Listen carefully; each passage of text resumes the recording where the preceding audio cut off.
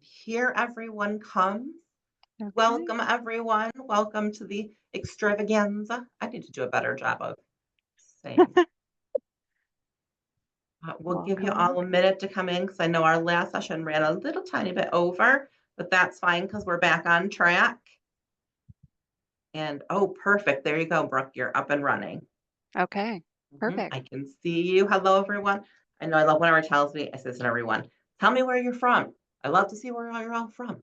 Florida, New York here. And then we got some Alabama people coming in. Hello, Alabama people. I'm up Yes, in Texas. Florence. There you go. Florida, New Jersey, New York City, Texas. We've had a lot of Texas people. I love that. California, Michigan. Look at all the people. Nevada, Southern California. Welcome. Welcome, everyone. I'm so happy to have you. Thank you so much for all coming. It's Marcy here with the Notary Public Day Extravaganza, and I am very excited to have Brooke Merritt with us. She is the Senior Manager of Policy Planning at the National Notary Association. And if you've never heard the State of the Notary presentation, you're in for a treat. I love it. It's one of my favorite things when I go to conferences. And Bill and Brooke do this that I get to hear because I think it's so important to see that broad umbrella what goes on out in the notary world. So, Brooke, thank you so much for presenting today. I am going Yeah, to my take pleasure. questions. I know. I'm going to take questions in the Q&A like we normally do. Chat amongst yourselves in the chat, but throw your questions in there and we'll answer them all at the end. I am going to stop talking and let Brooke take right over. All right. Well, thanks, Marcy. I really, really appreciate you inviting me to be a part of this event and for hosting this event. I've really been enjoying the sessions today, and I hope you have as well. A little about me. As Marcy said, I work for the National Notary Association. I've been with the NNA for more than 14 years now. So, in my role, I work really closely with our Vice President of Government Affairs, Bill Anderson. And together we monitor and analyze notary related policies, industry trends across the country, and we advocate on behalf of notaries. So today I'll be highlighting some of the developments and challenges influencing today's environment and explore what the future might hold for the notary office. Let's see. All right, here we go. So I'm a big believer that it's helpful to put, if we're looking at today and ahead to the future, I like to give a little historical context about how we got here. So, as hopefully the notary office is one that's been around for centuries. People have relied on trusted individuals throughout history, to verify identities and witness signatures. But what's really fascinating to me, especially as we look ahead to 2026 and the 250th anniversary of our nation's founding, is how little the notaries, processes, and environment here in this country changed over the first 200 years of our existence. So, compared to the types of changes we're seeing today. So generally speaking, even if we look back to like the 1800s compared to, say, the early 20th century, the way that notaries identified signers would have been the same, would have been personal knowledge or oath or affirmation of a credible witness. In many jurisdictions, the commissioning process would have been very similar across those time periods. And of course, all of the notarial acts were performed on paper with the signer right there in front of them. But over the past 30 to 40 years, we've really started to see some major changes take shape that I think are really interesting. So here's a little timeline to help illustrate how some of these changes in the notary world have come about. So back in the 1980s, we saw the first state law explicitly authorizing notaries to use a government issued photo ID to identify a signer. Now, that is something that seems normal and expected today, but in the grand scheme of things, looking throughout history, it's a relatively new phenomenon. Then, as we moved into the 1990s and beyond, technology really started driving a lot of the change. And we still feel that every day today. First, with respect to electronic signatures and electronic notarization for signers first in the physical presence of the notary, and then, of course, with remote online notarization. And then the COVID-19 pandemic then rapidly accelerated the adoption of remote online notarization laws. But the shift to a more electronic world hasn't always been linear. Sometimes a policy is introduced, but it may not cover all scenarios. So, for instance, we saw in 1999, um, the Uniform Electronic Transactions Act was first adopted, but that excluded certain specific documents. Fast forward to 2022, and you have the Uniform Real Property Electronic Recording Act, which was adopted because in many instances in the states that adopted this, it wasn't entirely clear. And in some states, they flat out prohibited electronic real property documents to be signed and recorded. We're seeing something similar today with states looking at electronic estate planning documents laws. Um, but it's not always just been technology that's been driving change. We had the subprime mortgage crisis, and then within that, the robo-signing crisis, where foreclosures were being fast-tracked, documents were notarized without personal appearance, people were using other people's seals. It was a big mess. Um, that was another factor that drove changes in the notary world. And that culminated in standards, a new wave of standards and changes for how we handle real property related transactions today. So it's really interested to see how things continue to evolve over time. So that's how we got to where we are. So let's talk more about the office today and why this specific moment in time matters. You probably feel it, but we're in a period of exponential change all across the board. In the legal, business, and the technological landscapes are all shifting very rapidly. So notaries, uniquely today compared with generations past, really have to adapt and evolve continuously or be left behind.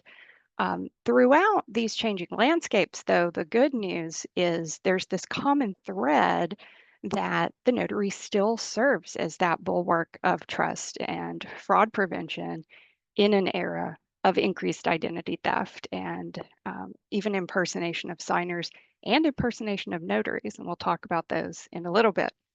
But notaries are the first and most critical line of defense still against document fraud. So today, as we talk about these trends and we look toward the future, I want you to remain confident that the role you play is more important than ever. And you as a notary are more important than ever. So there are really four main forces driving much of the change in the notary world right now. These are market trends, public policy changes, technological advancements, and fraud and crime. With each of these really playing a role in shifting the landscape today and how notaries work and how the office continues to evolve. These forces obviously don't work in isolation. They're all interconnected and they're not linear. So, for example, when the market changes, that might spark new technological innovations. Those innovations may result in new laws and regulations and guidance, may also create new opportunities for fraud or minimize fraud risks. So what we're seeing right now here in Q4 2025 is this push and pull between innovation, regulation, and the business environment, and the ongoing need to protect the integrity of notarized documents. And this push and pull simultaneously creates both opportunities and challenges in the notary world. So we'll take a look at each of these individually, starting with market dynamics. Obviously, the economy has a big impact on demand for notary services, especially for those of you who are notary signing agents. So housing market trends definitely present challenges, but when the interest rates drop, there are also some opportunities there. So during the pandemic years, obviously we saw historically low mortgage interest rates. So that created a big wave of opportunity. About a third of all mortgages in the country were refinanced during that time to take advantage of those historically low rates. But starting in 2022, things started to cool down, rates started climbing again. That naturally flowed through to the volume of loan signing assignments available. So, where we are today in 2025, in the first 3 quarters of the year, so January 1 through the end of September, fewer than 3% of homes changed hands, which is a historic low. People are staying put. Part of that is driven by the fact that approximately 80% of folks today have a mortgage rate below 6%. Rates did drop ahead of the October Federal Reserve meeting. It's looking a little less likely that the Fed will cut rates again in December. We'll have to see. But in Fannie Mae's Economic Development Report from October, they forecast that rates will dip back below 6% next year. So we'll see if they revise that in their November report, but it's something to watch. So there's opportunity in store for notaries who are prepared for the next market shift. So I want to give a plug to our own Marcy Severio here, who's hosting this event today. We at the National Notary Association recently published an article on our website that Marcy wrote, where she provides some really excellent information on things you can do right now today to prepare for that increased demand when it comes by being more visible, more collaborative, and proactive. So, absolutely recommend that you go check that out. It's not behind a paywall, so you should be able to find that. It has a lot of great advice. So great job, Marcy.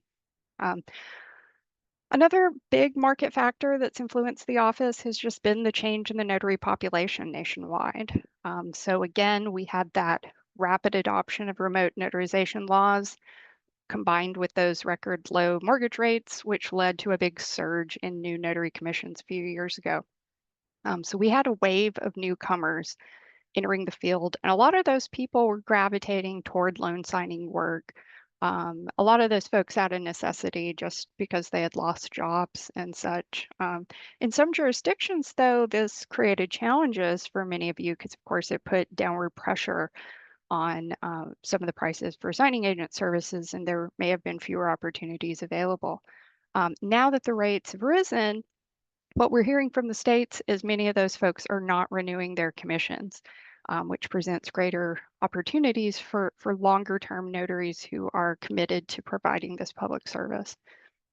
And next, as my colleague Bill Anderson and I have talked to and met with state officials around the country this year and last year too, we've been hearing from them that there is a substantial increase in the recent years in the number of documents submitted for apostille. So you may have attended, Bill Soroka and Judy Lawrence's presentation earlier today on the apostille agent side of that. I'm going to talk a little bit about the notary side of that, the notarization on that document. So when a document is submitted to the state for apostille, they have to look at that underlying notarization. So many states have actually had, due to this increased volume, they've had to shift staff and resources over to keep up with this growing demand for the document authentications. So it's a good sign because there are a lot of folks out there needing notary services. But that increase has given commission officials more visibility into mistakes. Unfortunately, what they're reporting to us is that many states are just, and this is all over the country, it's not limited to one geographic region over another. They're seeing a concerning number of basic fundamental mistakes in these notarized documents, improperly completed certificates, failure to require personal appearance, and things like that.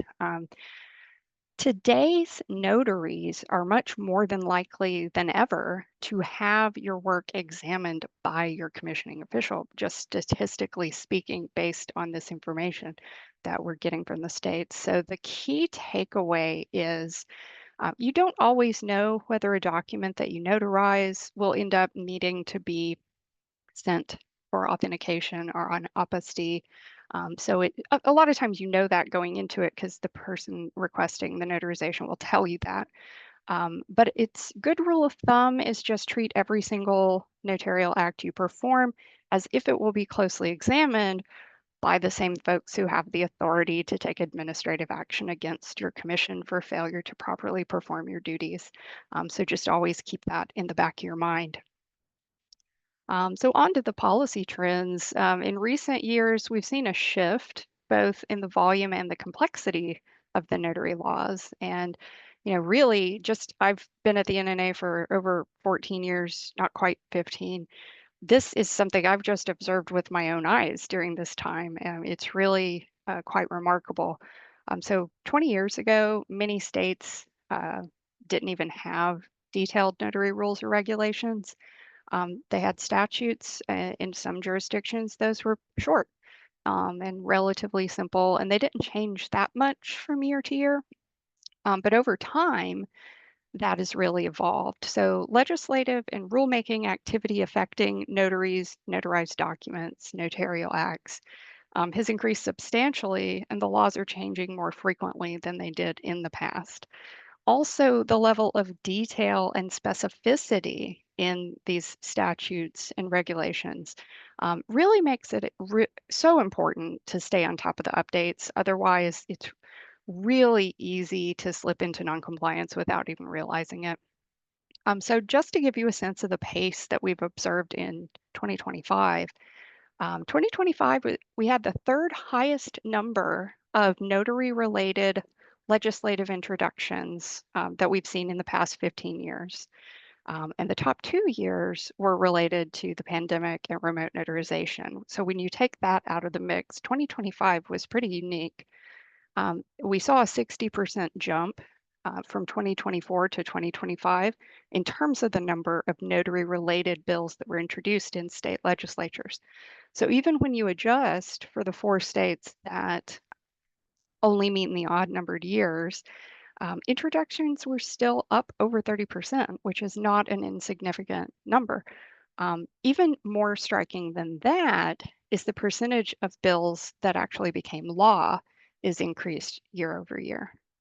So it's interesting. We have a higher volume and a higher percentage of those are actually becoming law. In terms of specific policy changes, we'll look at these three on the screen here. Fraud concerns related to notarized documents continue to drive a lot of the policy change we're seeing. And one of the ways some states are approaching this is to revise the commissioning standards. So with bonds, we've seen numerous states raising the amounts of their notary bonds just this year alone. We saw Oklahoma and Louisiana both passed laws to increase their notary bonds early next year. Oklahoma's surety bond for notaries increases January 1, Louisiana's increases on February 1. Pennsylvania also has proposed rulemaking pending. These haven't been adopted yet.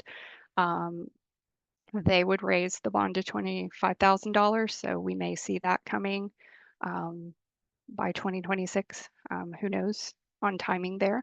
And then Mississippi, the legislature attempted to raise their notary bond to $60,000. That bill did not pass, so that is not a requirement. But we are suspecting that some of these states with the much smaller bond amounts, the bond protects the public. So just given the amount of fraud and mistakes that are out there, some states may be looking to reevaluate if their bond amount is sufficient to protect the public. Also, in terms of education, some states are adding new education and exam requirements as a means to make sure that they have well-trained notaries who are staying up to date since these laws are changing more frequently than they did in the past. Georgia had a new training requirement that started in January. Oregon started requiring renewing notaries to take a course this year because what they found is sometimes the mistakes they were seeing, were coming more often from the experienced notaries who might have missed the memo on a law change. So making sure that, everybody's singing from the same hymn book, so to speak, and staying on top of the most current laws. Arizona began requiring notary applicants to take an exam starting this past July. Texas has new education requirements starting in January. And then we've seen states like Tennessee and Vermont who have they added new education or continuing education requirements for notaries who perform technology-based notarizations. So very interesting to see there. Um, in terms of mobile IDs, this is another trend that we're seeing. A growing number of states have adopted mobile driver's licenses program, mobile driver's license programs. And you even see, I think there are pilot programs where TSA is testing this out as well for use at the airports. So something really important to keep in mind here, this is all kind of a new concept in the policy world. So mobile IDs and mobile driver's licenses might be recognized in your state's law, but their acceptance by notaries for identity verification purposes will very much be determined on a state by state basis based on your specific state's statutes and regulations. In some states, they may not need to change the statute at all. They may, see no need to do that. In other states, because of the way the statutes are worded, they may need to make changes to clarify that notaries can use this form of ID as satisfactory evidence. So the big takeaway there, definitely be staying on top of your specific state's laws, regulations, and guidance on this. Don't do something because your friend a couple of states over said, they can do it. We also expect over time, as this becomes more common, states may look to put out additional guidance that isn't necessarily in the statute or rules, but FAQs and other information. Some states do that, others stay away from providing interpretive guidance, but you may see guidance in some jurisdictions of things like requiring a notary to only use an ID through a state issued authenticator app to verify that ID rather than just looking at it in somebody's digital wallet. So definitely more to come there.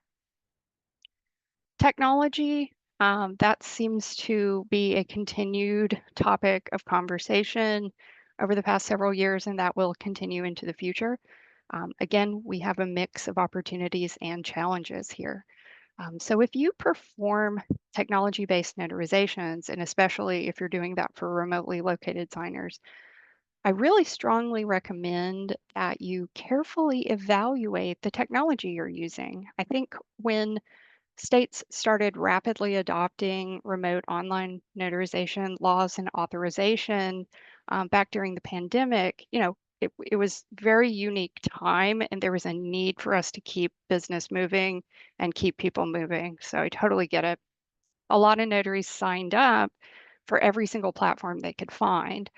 I would caution you, I can't recommend specific platforms, but you do want to make sure that because the technology is continually evolving and criminal tactics are as well, make sure any platform you use is keeping up with your state's specific requirements for technology-based notarizations, um, and just general staying on top of improvements in security and fraud detection tools. Technology can definitely make our lives easier in some respects, but it never, ever replaces your personal responsibility and your duty of care to the public. That always rests with the notary, not on the platform. So even in a digital environment, the notary's role is still essential to confirming the signer's willingness and awareness, and that no one's being pressured or acting under duress. And that might be a little trickier in a technological environment where you're not physically in the room with someone. Another way that technology is impacting our world is the development of or the use of electronic identity proofing tools. So we often think of these tools only in the context of remote online notarization, but they can actually be a valuable tool when permitted for in-person paper notarizations and in-person electronic notarization.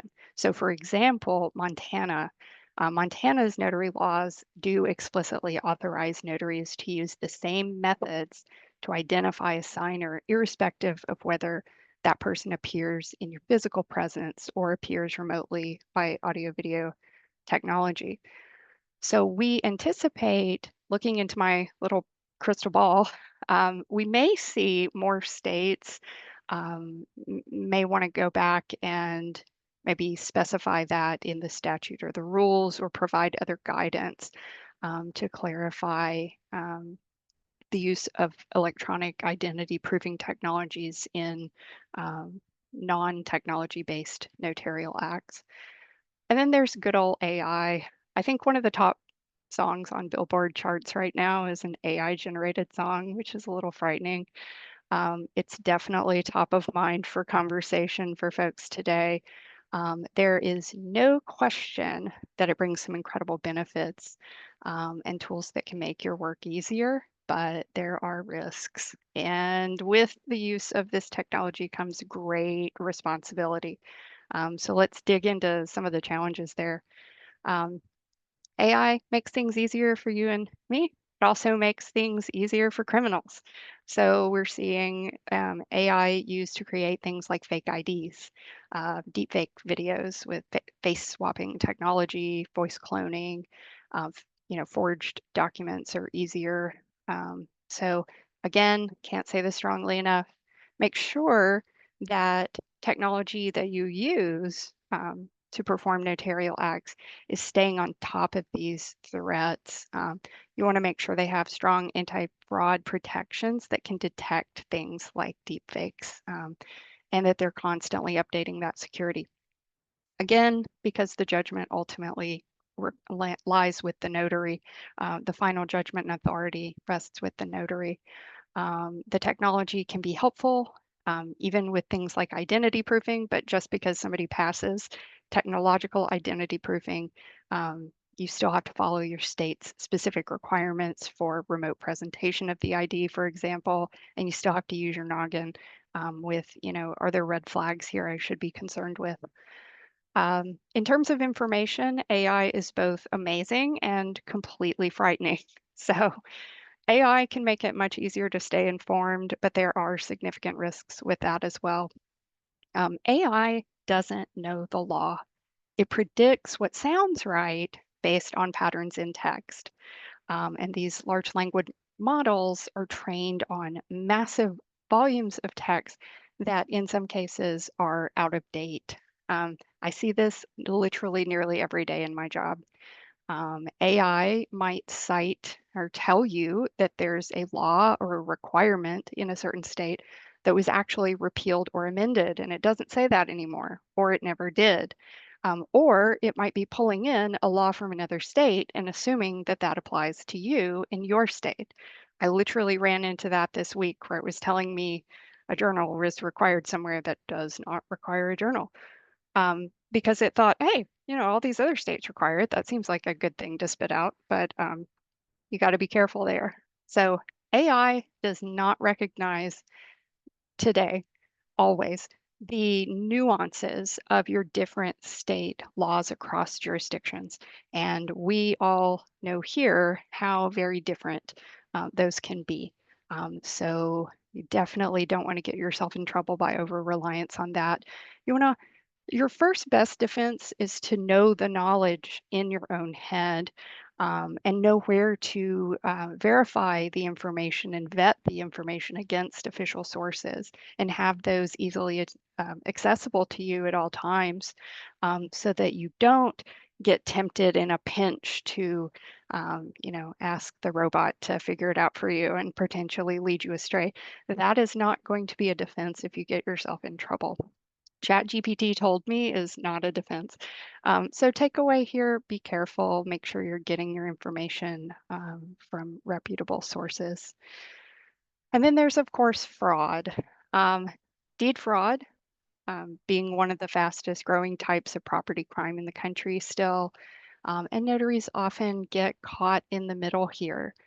The most common notarization issues cited in an American Land Title Association study of their members, or a survey rather, of their members last year, um, was that the most common two issues were fake notary credentials and the use of real notary credentials without the notary's permission. And so, because of the substantial harm to notaries and to the general public, this type of fraud in particular has been a big driver of policy change across the country in recent years. When we talk to folks, when we read like a bill author's um, explanation for why they introduced a bill, or if you look at committee analysis of a bill, you'll often see that some of these changes that don't seem to have anything to do with real property transactions, but may just affect notarizations generally, it's tied back to these concerns of deed fraud. So we do expect to continue to see policies and policy changes to address this in 2026 and beyond. Um, some states have introduced legislation to address deed fraud, and then they ended up enacting what's called a study bill. They have more time. There's a group that goes back and studies this and has to present findings to the legislature. So we've seen that happen in a couple of states because they're trying to evaluate, okay, what's the best solution? The Uniform Law Commission. So those are the folks who, if you're familiar with the RELONA, the Revised Uniform Law on Notarial Act, UETA, the other uniform laws, those come from the ULC. They created a study committee this year to study the need for and feasibility of a uniform or model act designed to address deed fraud. So more changes are coming that will affect notaries in some way. There isn't a single policy solution that will solve this problem. Um, the best that we can do is there are multi-pronged approaches that may help minimize the threat. But the NNA has advocated, and I myself have personally advocated in these discussions, that folks do not lose sight of the real threat to notaries, not just to the property owners. Notaries become victims in these crimes just as much as property owners. It's just, they're different. It's happening in different ways, but we want to make sure that your perspectives are represented in those conversations. Notary impersonation, that is often a component of deed fraud, but not necessarily. So one of my colleagues at the NNA, his notary commission was used for another type of fraud. It wasn't a real property related fraud, but he found out about it. And so it's out there. It's a real challenge. That same ALTA, American Land Title Association study I referenced before, so it found that 31% of the respondents to that survey said that legitimate notary credentials were somewhat commonly, or very commonly used in the frauds, the seller impersonation frauds specifically, that they encountered over the period that study was looking at. It was the second highest notarization issue identified in the report. We talk a lot about the harm to the public, but there are also harms to the notary, even if you didn't do anything wrong. So, um, best advice, this is why a well-maintained journal is so important. Even if your state doesn't require it, it is a good way to help protect you if you have an established practice where you're exercising, a high degree of care in performing notarial acts, and you're consistently and accurately documenting everything in accordance with your state's laws. That can be a big help to you and your attorneys should a question come up in the future about a notarial act. So, big believer that that helps protect notaries as much as it protects the public. And then deep fakes. We've kind of touched on this a little bit, but as the technology evolves, it's just going to get that much easier for criminals. So we say when we're talking about this, it's an arms race type situation. So, the good guys create technological advancements and the criminals figure out a way around it. And there we go back and forth, if ever more. So I strongly recommend, especially if you're performing remote notarizations, but even for traditional wedding notarizations, having a written down protocol or checklist that you can follow every single time, um, but especially for remote notarizations, in terms of how you verify the identity of a signer, including things like a liveness test. Um, at least with some of the face swapping technology out there today, if you ask the person to turn 360 degrees around, the technology is trying to swap the face. When the face goes away, there are kind of glitches in the background that you might be able to see with the naked eye. So there are liveness tests, clapping the hands. Some of them seem silly, but it could be a big help to you in trying to detect if there's some sort of face swapping filter being used. We actually saw this in a different context. It wasn't a notarization, but here at the National Notary Association, within the past few weeks, we had someone pretending to be someone else and using face swapping technology to do that. So it doesn't just happen in a notarization context, but we have to be very careful because of the great weight that these notarial acts, carry. And again, it's why you have to check and look at what your platform is doing to detect deepfakes and prevent that technology from being used. But even the best platforms won't eliminate your risk if you don't apply vigilance. So vigilance and education are your best defenses there. So I've talked a lot about, challenges and opportunities, but let's talk about what success looks like as we head into 2026.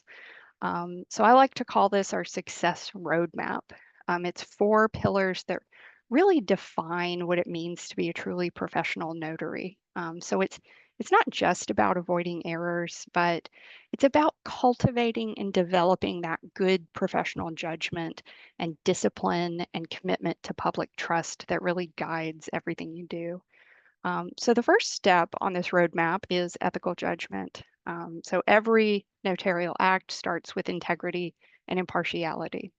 Our job isn't to, take sides. It's to serve the truth of the signer's identity and intent. When we stay honest and fair and strictly follow those state laws and regulations, even under pressure and especially under pressure, then we reinforce what the public expects from notaries, which is someone who can be trusted with these major life events and documents that carry significant weight. Next comes the compliance focus. So that's where we really ground ourselves and anchor ourselves in our specific state's laws. So every notary, really needs to be familiar with and know where to find your state statutes, your administrative rules, if your state has them, and your any procedures or other guidelines that your notary regulating official provides that apply to you. So you think of compliance like you're out there, you're protecting the public, you're awesome. Your compliance is your professional shield. So when you strictly follow the law, you protect yourself and the signer from those arrows. So the moment that we start guessing and relying on habit instead of relying on being grounded in compliance, we start to drift off course, and that's where problems can occur. The third piece is risk mitigation. So that's where we take that compliance focus and we really put it into action. Simply put, it's practicing, your due care. That means verifying IDs very carefully, recording every act accurately, slowing down when something doesn't look right, keeping your mind open to the fact that there may be red flags you need to consider, and not just allowing someone to pressure you to do something that doesn't feel right. A single notarization can affect so much. So by taking the time to do things right, you're really protecting not only yourself, but the people who depend on you to provide that public service, which brings us to our service mindset. As a notary, we're public officials. The word public there really, really matters. You're acting as an impartial witness on behalf of the state to serve the public. You serve everyone equally. And when we approach each notarization as an act of public service, then we help preserve faith in this very important office. So when you put all four together, you create a good foundation for success. It's really a blueprint for leadership and credibility, and professional integrity, which is really important. So I want to dive in a little deeper into that last component, the public service aspect. As notaries, many of you are probably notaries because your employer told you to be. Other folks are entrepreneurs. You work for yourself. Um, our research indicates that just nationally speaking, generally, most notaries still fall into the category of they had to get a commission as part of their job. But both are very important to society. So both of these roles, you're ultimately first and foremost a public servant. So that means, irrespective of whether you're working for yourself or someone else, you're really working on behalf of the state. You're accountable to that state regulating official. When somebody comes to you for a notarization, they're relying on you. So it's very important to prioritize. It's okay to make money. It's okay, to be a go-getter, but prioritizing public service really helps ground you in understanding that your duty is to the person who requests your services, but also to the broader public and to your fellow notary community, because bad mistakes can damage public confidence in notarized documents more broadly. We don't want that to happen. So when we keep that mindset in play, compliance naturally flows from that. So whether you're an entrepreneur, you're a hustler, you're out there, pounding the pavement, driving all over creation, or you're in an office and this is part of your normal day-to-day job, the foundation is the same and the importance is the same. So that is what elevates the office of notary public from an administrative function to a true public office. So you're kind of a big deal. And then lastly, I want to finish up so I can allow some time for questions. I want to talk a little bit about what we do to help support you through this journey. Um, you may not realize it, the National Notary Association was actually founded by notaries for notaries, and many of us are notaries. And we're not just in California, we're in different states as well. We're founded for the purpose of supporting notaries in every stage of their career. So whether you're brand new or you have been commissioned for decades, our mission is to still help you serve the public with confidence and professionalism. So we do that in four main ways. First, our advocacy. I talked a little bit about this a moment ago. We work to promote sound notarial laws and administrative, standards and professional practices. We collaborate with, folks. We talk to lawmakers and regulators to help them understand the notary perspective, but we also advocate across industries that use notary services to try to understand, and come together and make sure the notary doesn't get forgotten when people are trying to make changes. Second, through education and training, I mentioned before, well-educated notaries are good notaries, less likely to be making mistakes. So because that is so important, we do actually provide hundreds of free editorial articles that dig into standards of professional practice. We have, if you go to our YouTube page, hundreds of free training videos and learning materials to help you. So whether it's understanding, a law changed in your state or learning professional standards, best practices, we really want to help make sure you have the tools you need. So that brings us to our information resources, very similar. We keep you informed with timely updates. We have policy papers on pressing issues. For example, we have policy paper on, AI and the impact in the notary world and deed fraud, notary impersonation, other topics as well.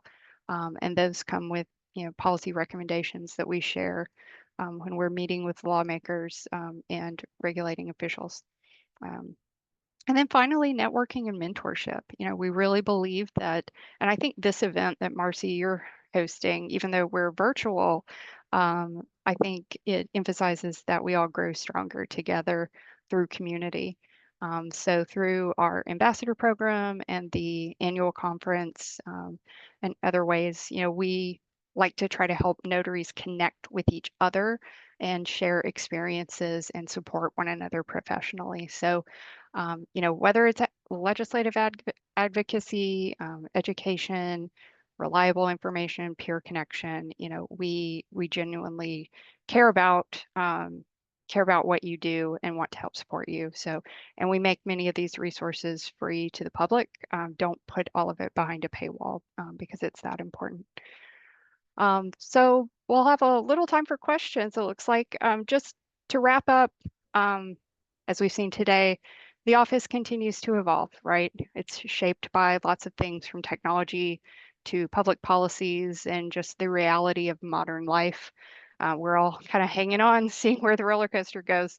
But what hasn't changed and what will never change is the foundation of your work, which is the public trust. So every time you notarize a signature, you're doing more than just a perfunctory ministerial task. You are a guardian of honesty. You are trying to prevent fraud, and you're a link in the chain of confidence that kind of helps this whole system stay together. So I hope you found these comments helpful. I hope you leave this event and this session today reminded of just how essential your work is and inspired to keep learning and growing and leading with integrity. So thank you for everything you do. And thanks, Marcy, for letting me be a part of this great event. I'm really excited. Thank you so much. We're so excited. I'm going to briefly go through the chat and see if there are any questions. Somebody does want to know, where did you get your headset from? Ah, probably Amazon. I don't know. I know I have to use my headset on Zoom because my earbuds don't quite work, but I think it's probably Logitech, something like that. Someone wants to know, what would be the advantage for them to renew their commission as an online notary? That's sort of a subjective question, but where do you Well, see technology moving forward in terms of notary stuff, I guess? I think it's here. I think we've continued to see more and more states like I mentioned before, the Uniform Electronic Transactions Act excluded a lot of types of documents, and we're now seeing more states go in and adopt things like Electronic Wills Acts and Electronic Estate Planning Documents Acts and things like that. So I think, it's here. I think it's going to continue. It's something that I think over time, certain industries may have to there may need to be more safeguards in place for certain industries to want to participate in that. But I think, if that's something you feel comfortable with, then I think that is helpful. Yep. I'm told my screen sharing is still on. Let me turn that off. Yes, it is. I'm sorry. I should have told you that. I apologize. Okay. All right. All right. It was There we lucky that go. we couldn't see anything, though, if it makes you feel better. You were on that Zoom. Someone wants to know, what is mobile ID? That's a great question. Thank you. I should have explained that. So in some states, states are adopting pilot programs or new laws to allow someone to have a state issued driver's license, for example, or government issued ID from the state, on that's available. They still are issuing the tangible cards, but they're also allowing folks to have one on their phones where you can through, usually the way it works is your state will have a specific app where that app is developed by the state. The mobile ID is developed by the state. It's not something you can create on your own.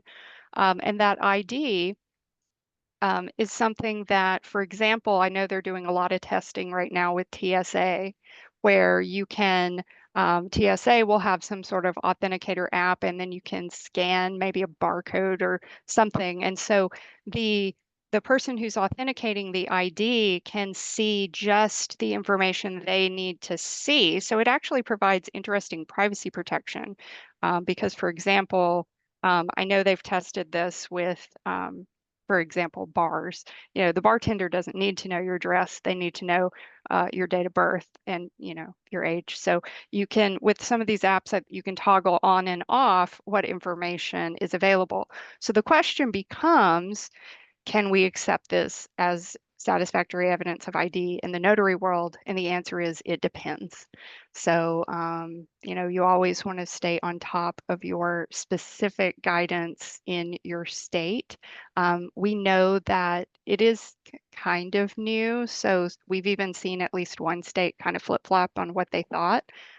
So that's why we caution notaries to, you know, right now, as far as I know, the laws out there on mobile IDs still require the individual to carry their physical, tangible ID with them in the event that there's like some problem with the app, they can't access it.